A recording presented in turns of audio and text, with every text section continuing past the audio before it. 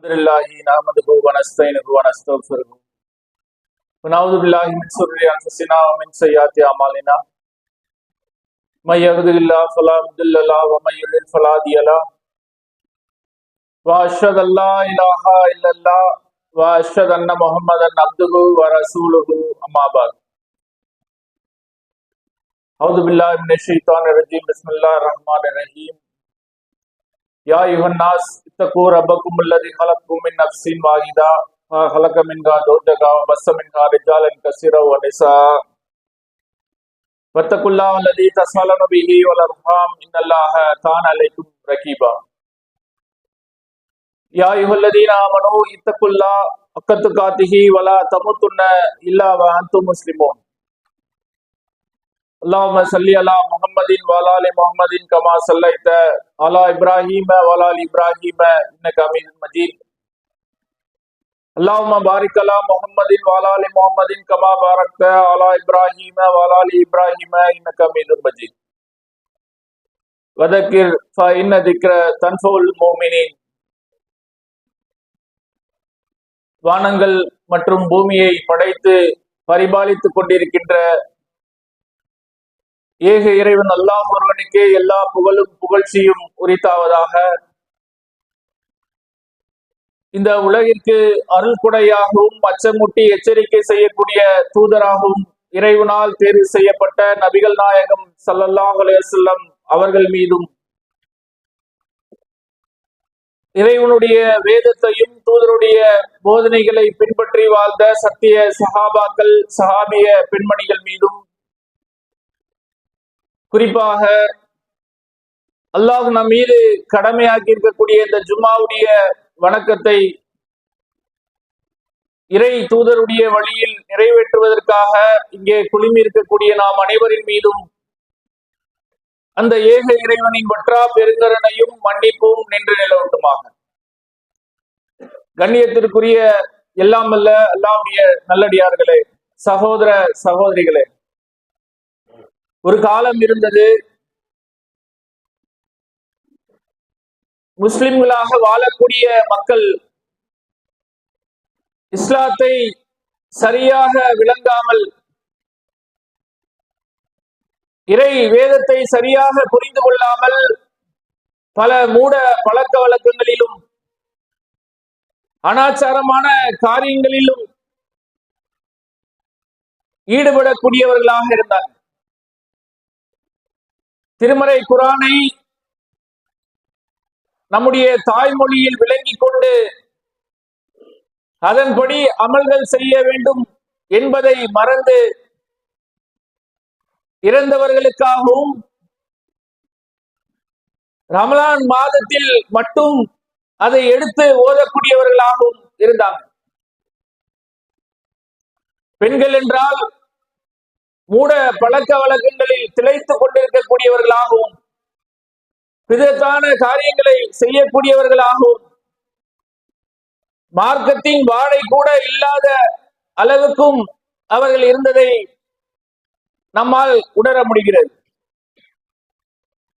பள்ளிவாசல்கள் என்றால் வயதானவர்கள் மட்டும் தள்ளாத வயதிலும் தடியை எடுத்து வரக்கூடியவர்களாக அவர்கள் மட்டும் பங்கேற்கக்கூடிய தொழுகைகளாக இருந்த நிலையை நாம பார்த்தோம்.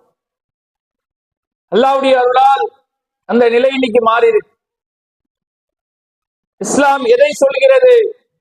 இறைவனுடைய வேதம் எதை மக்களுக்கு போதிக்கிறது?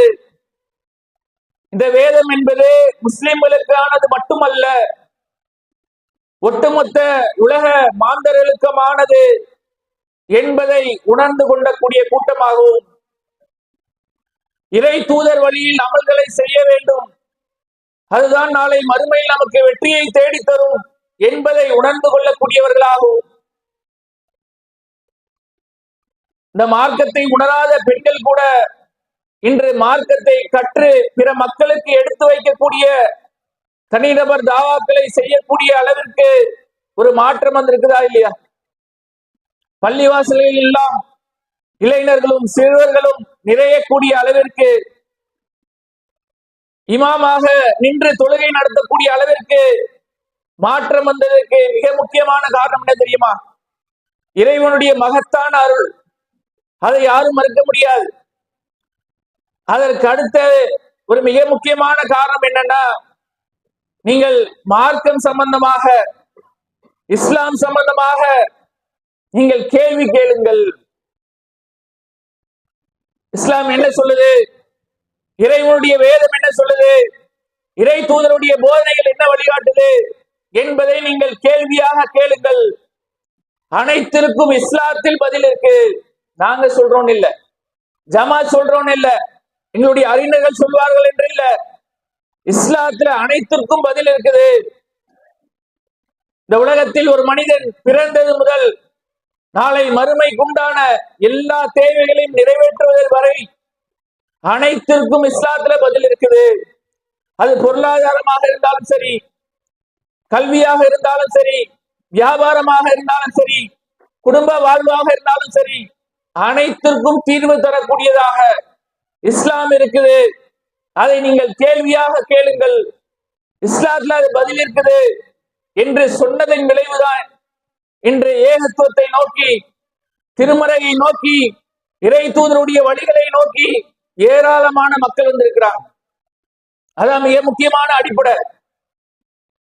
முன்பெல்லாம் எப்படி இமாமை எதிர்த்து ஒரு கேள்வி கேட்ட முடியாது. அவரை கூப்பிடுவாங்க. எதுக்கு கூப்பிடுவாங்க? ஃபாத்தியாவுக்காக அழைப்பாங்க. அந்த நேரத்துல கூட அவரிடத்துல போய் நின்று பவ்யமாக, இமாம் ஃபஜருக்கு அப்புறம் ஃபாத்தியா வச்சிருக்கிறோம், நீங்க வந்துருங்க என்று அவருக்கு பயந்து நடுங்கக்கூடியவர்களாக இருந்தவர்கள் எப்படி கேள்வி கேட்க முடியும்? தொழுகையை பற்றி எப்படி கேள்வி கேட்க முடியும்? மார்க்கத்தை பற்றி எப்படி கேள்வி கேட்க முடியும்? மசாயில் சட்டங்களை பற்றி எப்படி கேள்வி கேட்க முடியும்? கேள்வியே கேட்க முடியாது. இமாமை பார்த்தா நடுங்கக்கூடியவர்களாக இருந்தாங்க. எந்த கேள்விக்கும் பதிலும் கிடைக்காது. நீ எல்லாம் கேள்வி கேட்கிறியா என்று சொல்லக்கூடிய அளவிற்கு தான் இருந்தது. தப்லீக் ஜமாத் தராகளை வணங்கக்கூடியவர்கள் என்ன தெரியுமா? நீங்கள் உஸ்தாதுகளை எதிர்த்து எந்த கேள்வியும் கேட்டக்கூடாது. எப்படி இருக்கணும் தெரியுமா? நீங்க உஸ்தாதுகளின் முன்னிலையில நீங்கள் ஒரு ஜனாசாவை போல இருக்கணும். ஜனாசா என்ன பண்ணாது? எதிர்த்து ஏதாவது கேள்வி கேட்குமா? இப்படி திரும்பி போட்டா இப்படி திரும்பி படுக்கும், இப்படி போட்டா இப்படி படுக்கும்.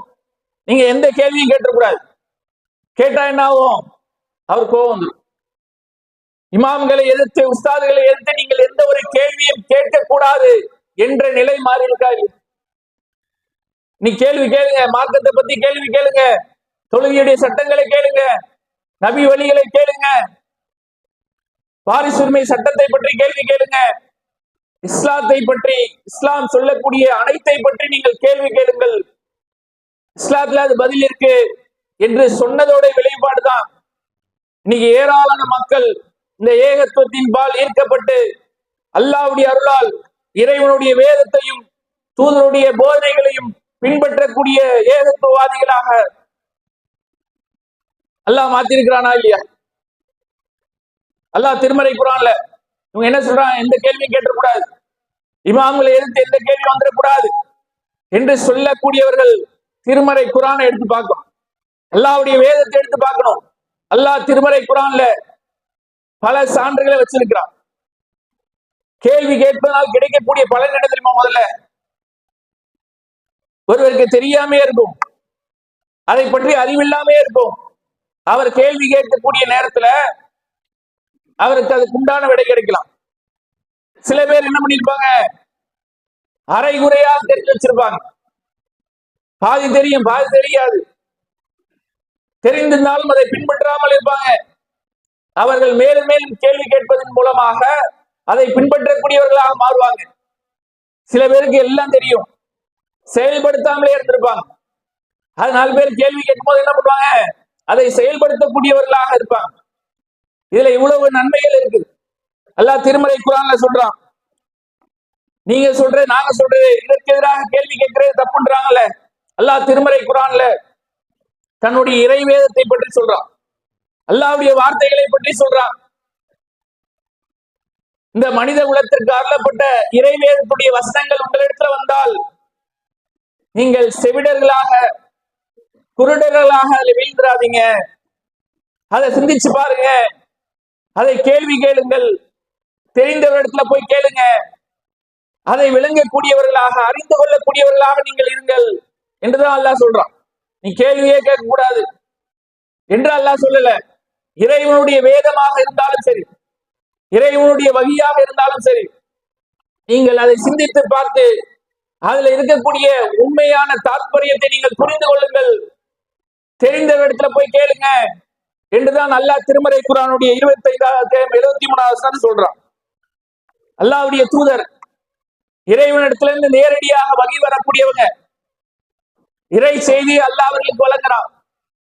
அப்படிப்பட்ட அந்த தூதரை பார்த்து அல்லாஹ் என்ன சொல்றான், நபியே முகமது, உங்களுக்கு தெரியாததை தெரிந்த இடத்துல போய் கேளுங்க.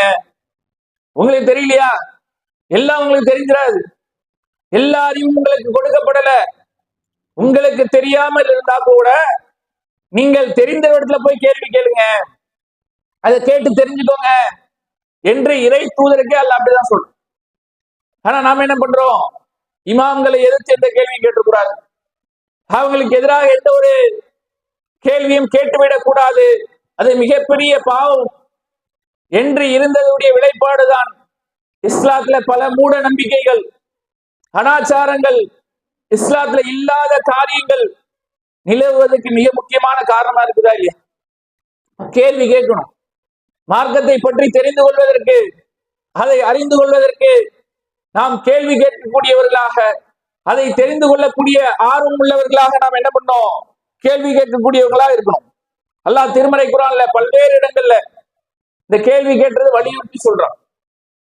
திருமறை குர்ஆனுடைய 2/189, 2/215, 2/217, 2/119, 2/220, 5/4, 7/187, இப்படி பல இடங்கள்ல மக்கள் இறை தூதரிடம் கேள்வி கேட்டாங்க.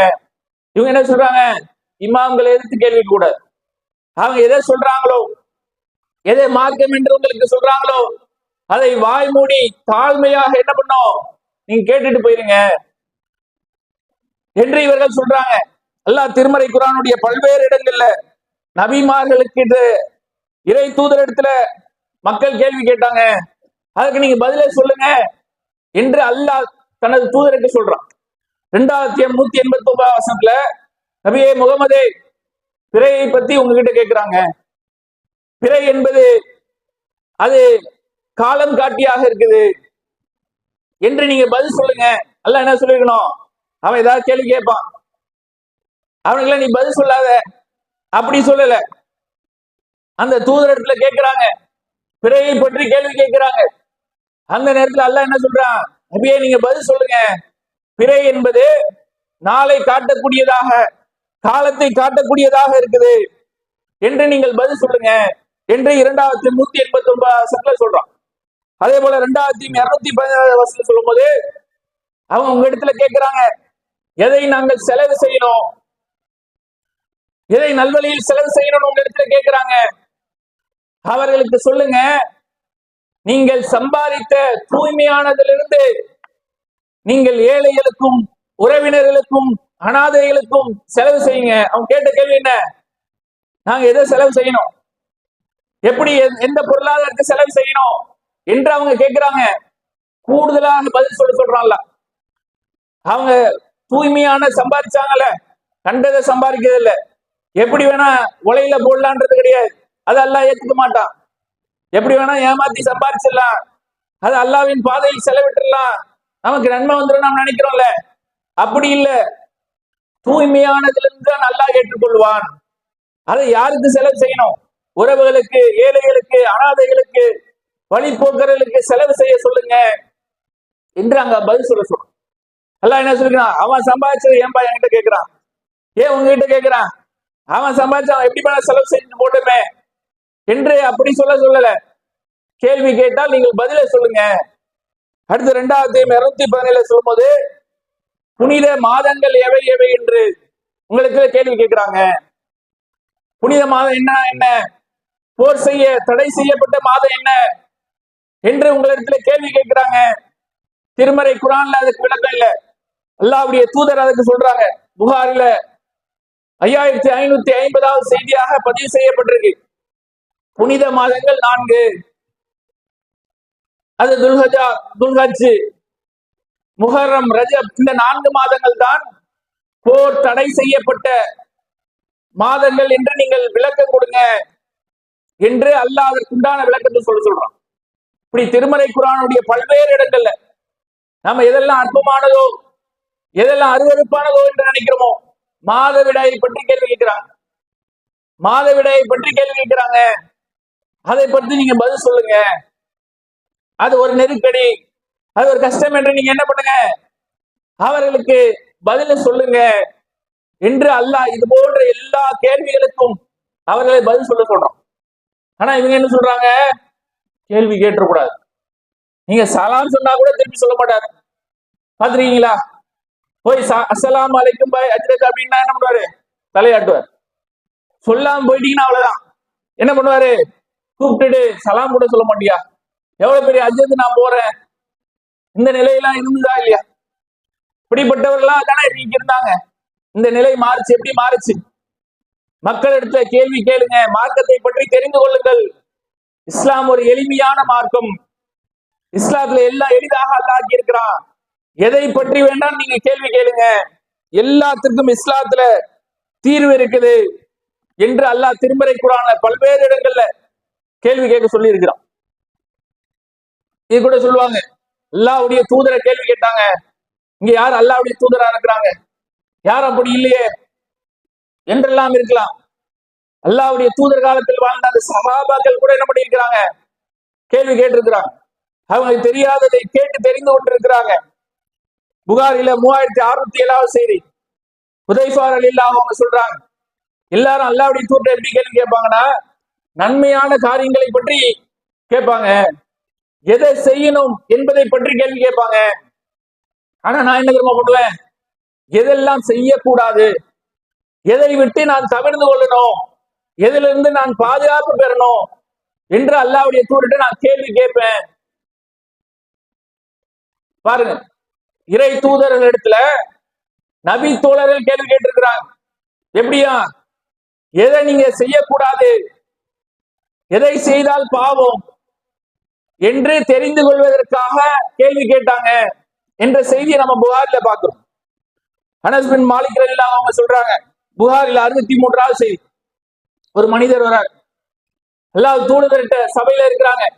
ஐயுக்கும் முகமது, யார் முகமது என்று கேட்கிறாங்க. அல்லாஹ்வுடைய தூதர் மக்களோட மக்களா இருப்பாங்க. இன்னைக்கு இருக்கக்கூடிய ஆட்சியாளர்கள் போல, செல்வந்தர்கள் போல அவர்களுக்கென்று தனியான ஒரு இதெல்லாம் இருக்காது. மக்களோட மக்களாக, எளிமையாக, பணிவாக இறை தூதர் இருப்பாங்க. கேட்கிறார், யார் முகமது? அவர்களுக்கு அடையாளம் காட்டப்படுது.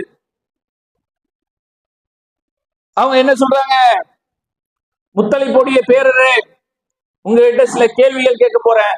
வரும்போதே எப்படி ஆரம்பிக்கிறாரு, அந்த கேள்விகள் கடுமையா இருக்கும், உங்களை கோபத்தை தூண்டக்கூடிய வகையில இருக்கும். அது போன்ற கேள்விகளை நான் கேட்க போறேன். ஆரம்பிக்கும் போது என்னது, டஃபா தான் கேட்பேன், எளிமையா இருக்காது. உங்களுக்கு கஷ்டத்தை ஏற்படுத்தக்கூடிய கேள்வியை தான் நான் கேட்பேன். உடனே அல்லாஹ்வுடைய தூதர் சஹாபாக்களை விட்டு அவனை அடக்குங்க, ஏதாவது கேட்டுற போறான் என்றெல்லாம் சொல்லல.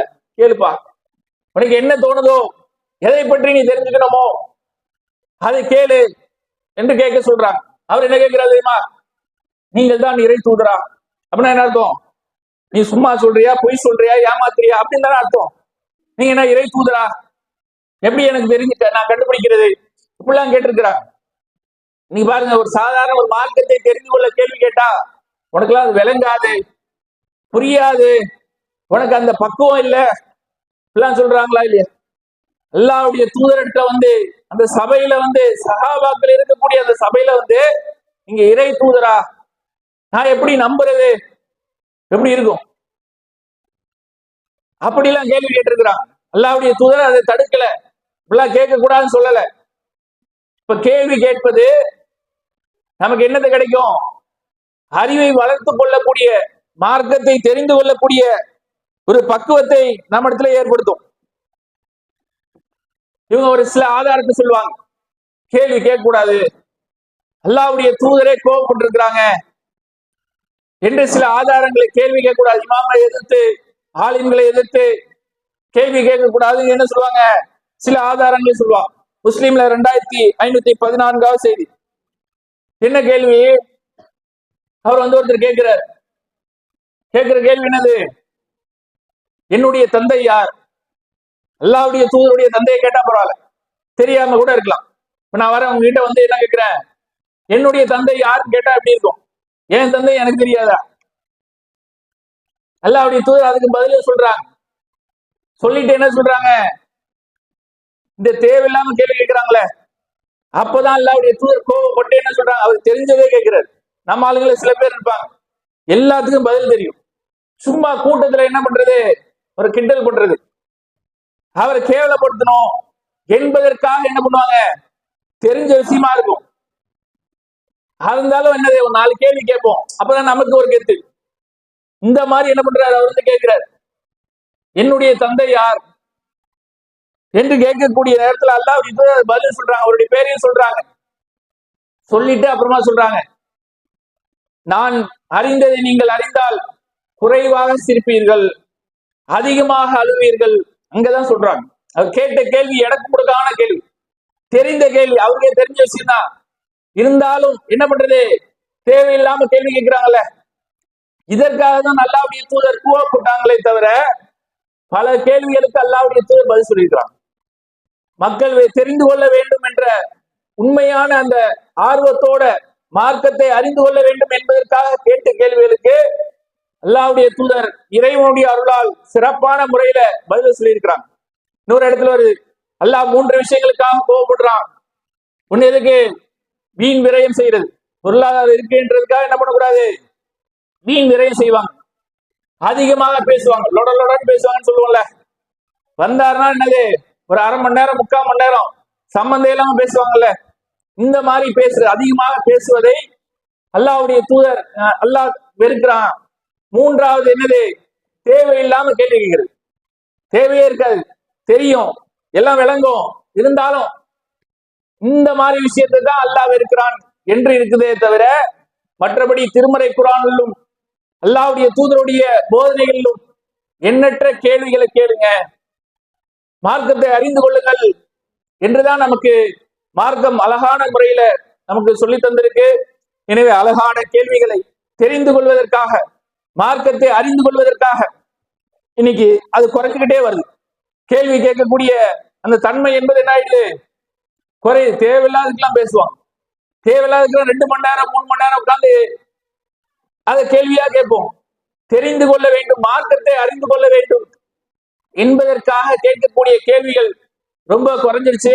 அதை அதிகமாக நாம் என்ன பண்ணோம், வளர்த்து கொள்ளக்கூடிய நன்மக்களாக எல்லாம் வல்ல இறைவன் உங்களுக்கும் எனக்கும் அந்த பாக்கியத்தை தந்தருள் புரிவானாக என்று பிரார்த்தித்து இந்த முதல் உரையை நிறைவு செய்கிறேன். வாஹிர் தஅவானா அல்ஹம்துலில்லாஹி ரப்பில் ஆலமீன்.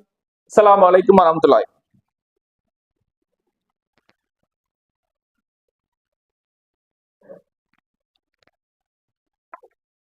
அல்ஹம்துலில்லாஹ். கணியத்திற்குரிய எல்லாம் வல்ல அல்லாஹ்வுடைய நல்லடியார், கடந்த 2 தினங்களாக சமூக வலைதளங்களும் சரி, தொலைக்காட்சிகளிலும் சரி, நியூஸ்களிலும் சரி பரபரப்பாக பேசப்படக்கூடிய ஒரு செய்தி என்னன்னா, திருப்பரங்குன்றம் அங்க தீபம் ஏற்றப்படக்கூடிய விஷயத்தை தான். இதுல நாம் விளக்க வேண்டிய விஷயம், அதுல நிறைய அரசியல் இருக்குது, மத ரீதியான வெறுப்புணர்வை ஊட்டுவதற்குண்டான காரியங்களை செய்யறாங்க என்பதெல்லாம் ஒரு பக்கம் இருக்கு. இல்ல, இறை நம்பிக்கையாளர்களாக மூமின்களாக இருக்கக்கூடிய நாம், அல்லாஹ்வையும் அல்லாஹ்வுடைய தூதரையும் பின்பற்றக்கூடிய நாம் என்ன செய்யணும்? அவர்கள் இந்த வெறுப்பை ஊட்டி இங்க ஓட்ட அறுவடை செய்யலாம். அங்க தீபம் ஏற்றக்கூடிய நிகழ்வு என்பது பல வருடங்களாக இருக்கு, 100 வருடங்களுக்கு மேல என்று சொல்றாங்க குறிப்பிட்ட பகுதியில. இப்ப இவங்க என்ன பண்றாங்க, அந்த தர்காக்கு அருகே நாம ஏத்த போறோம், அங்கதான் விளக்கு தூண் இருக்குது, அது எல்லை கல்லாக தான் இருந்திருக்கு. இப்ப என்ன பண்றாங்க, அதுதான் தீபம் ஏற்றக்கூடிய பகுதி. தர்கா என்பது இஸ்லாம்ல கிடையாது, அதற்காக நம்ம போராடவும் இல்லை. இருந்தாலும் இங்க விதைக்கக்கூடிய விஷ செடி என்னன்னா, மத நல்லிணக்கத்தை கெடுக்கணும்.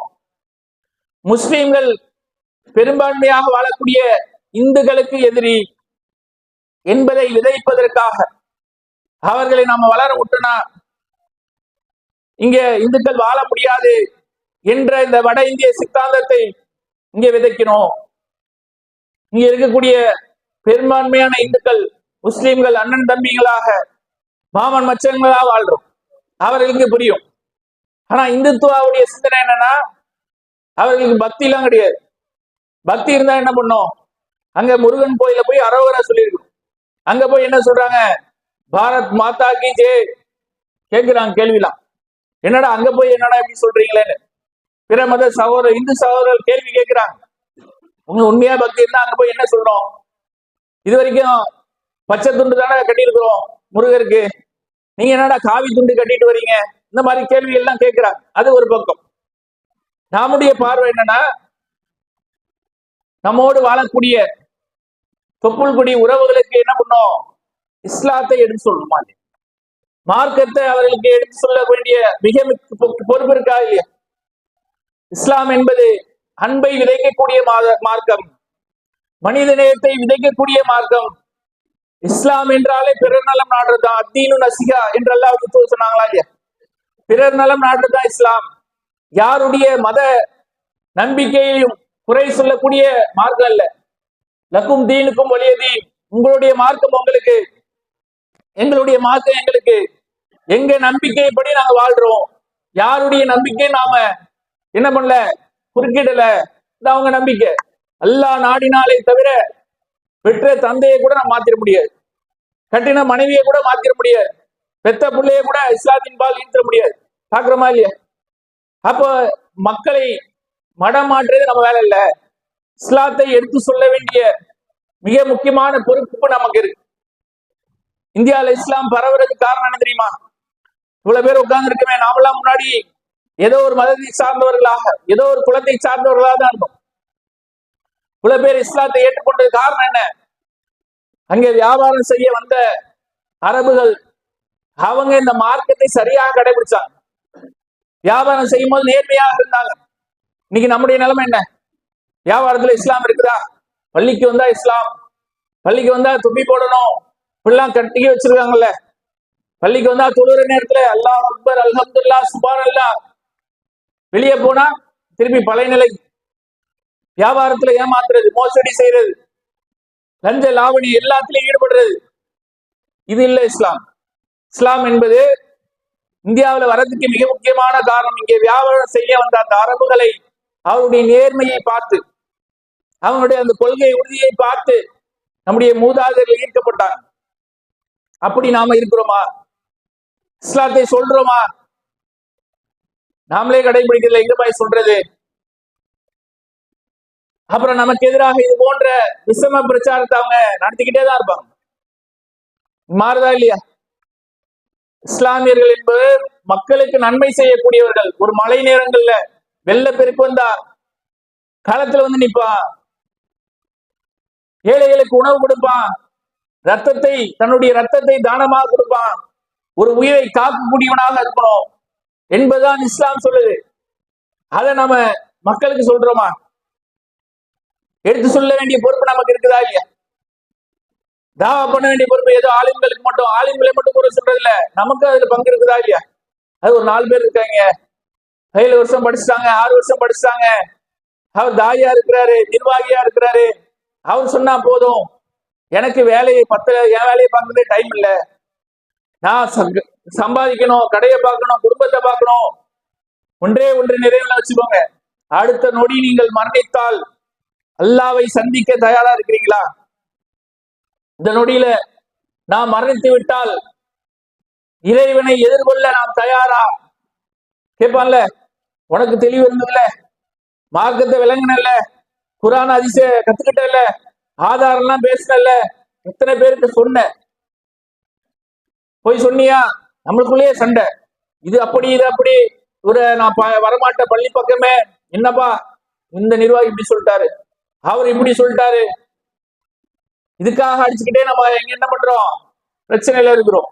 ஆனா நமக்கு எதிராக என்னென்ன பண்றாங்க? எவ்வளவு சதிகள் பண்றாங்க. இதை விளங்கி கொண்ட நம் மக்கள் புரியும். பிற மத சகோதரர்களுக்கு எப்படி புரிய வைக்கிறது, எப்படி சொல்றது? தாவா பண்ணுமா இல்லையா? அவர்களுக்கு மார்க்கத்தை எடுத்து சொல்லணுமா இல்லையா? அதை நம்ம சொல்லிக்கிட்டே இருக்கு. நம்ம வாழ்க்கையில தினமும் நாம என்ன பண்ணோம்? தாவா என்பது ஏதோ ஒரு 4 பேர் சேர்ந்து கும்பலா போய் சந்திக்கிறது மட்டும் இல்ல. நம் வாழ்க்கையில் நடைமுறையில் நாம் செய்ய வேண்டிய அன்றாட செயல்கள்ல இஸ்லாம் இருக்கு. நேர்மையா இருக்கட்டும், ஒழுக்கமா இருக்கட்டும், பொருளாதார விஷயங்களா இருக்கட்டும், பேசக்கூடிய பேச்சா இருக்கட்டும், எல்லாத்துலயும் இஸ்லாம் இருந்தா என்ன பாப்பா? இவங்களையாடா இப்படி சொல்றான்? இன்னைக்கு எத்தனையோ தொப்புள் படி உறவுகள் நமக்கு எதிராக நமக்கு ஆதரவாக பேசுறாங்களா இல்லையா? அவன் அப்படிதான், அவன் வரதே ஓட்டு வாங்குறதுக்கு தான், அவனுக்கு யாரை காப்பாற்ற, கடவுளையே காப்பாற்ற போறாங்க இப்படின்னு மாற்று மத சோழர் நம்மளால பேசுறது கிடையாது.